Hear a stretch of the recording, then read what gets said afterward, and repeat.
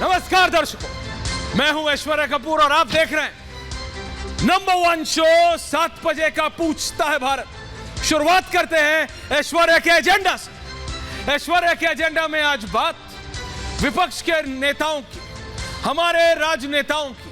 भाई वैसे तो सबकी ख्वाहिशें अनगिनत होती, वो है ना, हजारों ख्वाहिशें ऐसी कि हर ख्वाहिश पे जाने, लेकिन राजनेताओं की और विपक्ष के राजनेताओं की, चाहे वो नीतीश कुमार हो, अखिलेश यादव हो, ममता बनर्जी हो, शरद पवार हो या कोई और, सबकी दो ऐसी ख्वाहिशें हैं जिसके लिए वो निकल पड़े हैं वो जादुई चिराग ढूंढने, कि घिसे उस जादुई चिराग को और निकले उससे वो जिन और बोले कि भैया 2 दे दो, 3 नहीं तो 2 ही ख्वाहिशें पूरी कर दो। एक कि नरेंद्र मोदी को हराए तो हराए कैसे, इसकी कला दे दो, इसका गुड़ दे दो। और दूसरा कि विपक्ष का नेता कैसे बनूं। यहां तो हर कोई नेता बनना चाहता है। यह समझिएगा मैं क्या कह रहा हूं। इस होड़ में नरेंद्र मोदी के खिलाफ प्रधानमंत्री का कैंडिडेट बनने की होड़ में, सुन रहे हैं आप ध्यान से, विपक्ष के नेता इतने मग्न हो गए हैं, या मैं कहूं अंतर्मग्न हो गए हैं, कि वो अब कहीं ना कहीं अपने अपने राज्यों से उनका ध्यान पूरी तरह से हट गया है।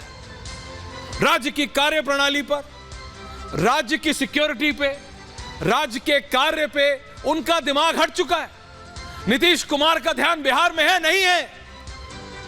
भूपेश बघेल का ध्यान क्या छत्तीसगढ़ पे है, नहीं है। अशोक गहलोत राजस्थान में क्या हुआ है, क्या बताने की जरूरत है। बिहार में जो हुआ, क्या उसको एक्सप्लेन करने की जरूरत है, नहीं। सबका ध्यान यह है, मोदी को हराना है, 24 में कैसे करे, क्या करे, क्या करे, क्या करे। एवरी डे, हर दिन, हर रात एक ही सवाल और एक ही ख्वाब, हराएं तो हराएं कैसे, उसी में गोल रहे। और जिस जनता ने उनको अपने अपने राज्य की सत्ता दी है, ऐसा तो नहीं कि नीतीश कुमार भाई बीजेपी को हरा के, चाहे बीजेपी के साथ थे, फिर बीजेपी को धोखा दिया, फिर आरजेडी के साथ आए, फिर पलटा, जो भी जनता को जवाब देना है। भूपेश बघेल ने बीजेपी को हराया ना, रमन सिंह को हराया, तभी तो मुख्यमंत्री बने। क्या उनको वहां की जनता के लिए, क्या वो जिम्मेदार नहीं है? क्या अशोक गहलोत ऐसे मुख्यमंत्री बन गए? नहीं। वसुंधरा राजे सिंधिया को हराया, बीजेपी को हरा के मुख्यमंत्री बने।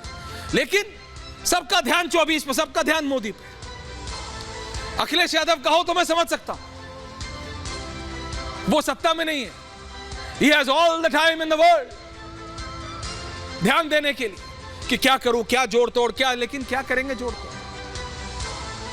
वो एक अलग सवाल है कि विपक्ष का नेता कौन होगा, लेकिन उससे महत्वपूर्ण सवाल अब यह हो गया है कि क्या ये जो INDIA अलायंस है, द इंडिया अलायंस, ये भूल चुका है क्या जिम्मेदारी इन इंडिया अलायंस के जो ये राज्य हैं, गवर्नड राज्य हैं, चाहे वो बिहार हो, छत्तीसगढ़ हो, राजस्थान, उसमें क्या होना चाहिए।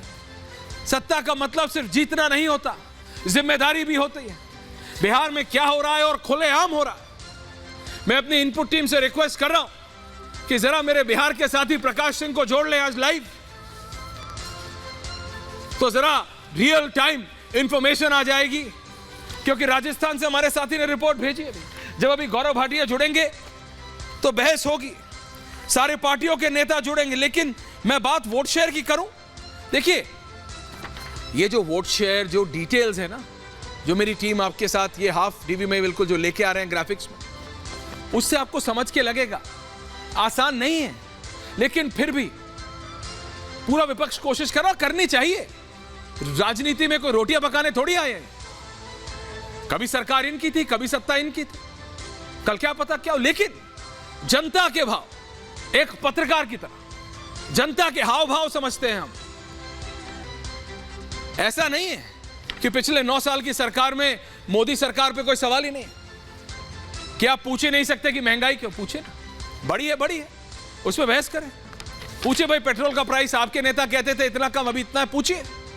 लेकिन जब आप सारी चीजें भूल के, सारी प्रैक्टिकलिटी भूल के सिर्फ इसी पे ध्यान देते हैं कि एक व्यक्ति विशेष को हराना है, तो आपका ध्यान विषय से हट जाता है। और विपक्ष के साथ यही हो रहा है।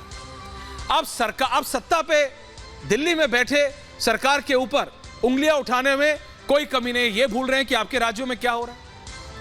आपको वोट शेयर की बात करनी है तो कर लीजिए, किसी भी प्रदेश में बात करनी है तो आप कर लीजिए, लेकिन उससे फर्क नहीं पड़ता। फर्क इससे पड़ता है कि जनता किसके साथ। तो क्या है राष्ट्र का समीकरण, इसी पे है आज पूछता है भारत।